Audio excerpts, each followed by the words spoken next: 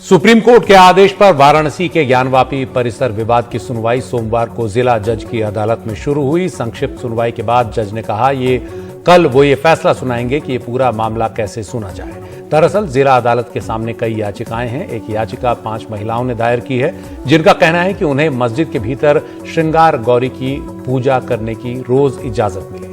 इस याचिका को रद्द करने की मांग मुस्लिम पक्ष ने की है। वो 1991 के प्लेसेस ऑफ वर्शिप एक्ट यानी पूजा स्थल अधिनियम का हवाला दे रहा है। सुप्रीम कोर्ट ने कहा है कि पहले यही तय हो कि इस कानून के तहत सुनवाई होनी चाहिए या नहीं, तो मंगलवार को सबसे पहले इसी पर फैसला आएगा।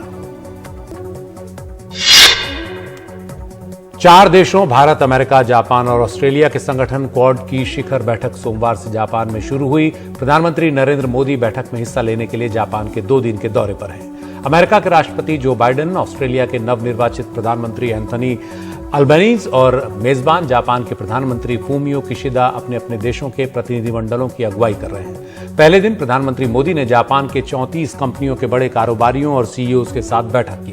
भारत और जापान ने अगले 5 साल में भारत में 5 ट्रिलियन येन के जापानी निवेश का लक्ष्य तय किया है।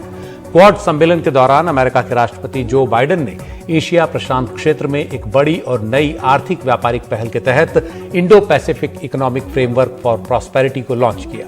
बाइडेन ने कहा कि 13 देशों ने IPEF का हिस्सा बनना तय किया है। इस पहल से एशिया प्रशांत क्षेत्र में चीन के बढ़ते विस्तार के मुकाबले इस पहल को देखा जा रहा है। केंद्र सरकार ने लापता सरकारी कर्मचारियों के मामले में फैमिली पेंशन के नियमों को कुछ उदार बनाया है। अभी तक लापता सरकारी कर्मचारियों के परिवारों को तब तक फैमिली पेंशन नहीं मिल पाती थी जब तक कि वो मृत घोषित न कर दिए जाएं या उन्हें लापता हुए 7 साल न गुजर जाएं। ऐसे में इन कर्मचारियों के परिवारों के लिए गुजर बसर करना काफी मुश्किल हो जाता था।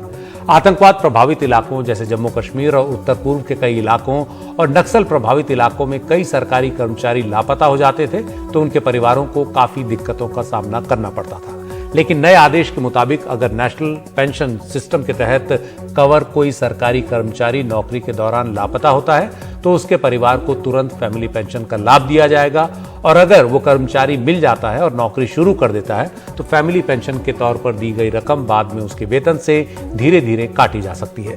केंद्रीय कार्मिक मंत्री जितेंद्र सिंह ने कहा कि नए सरकारी आदेश से कई परिवारों को बड़ी राहत मिलेगी।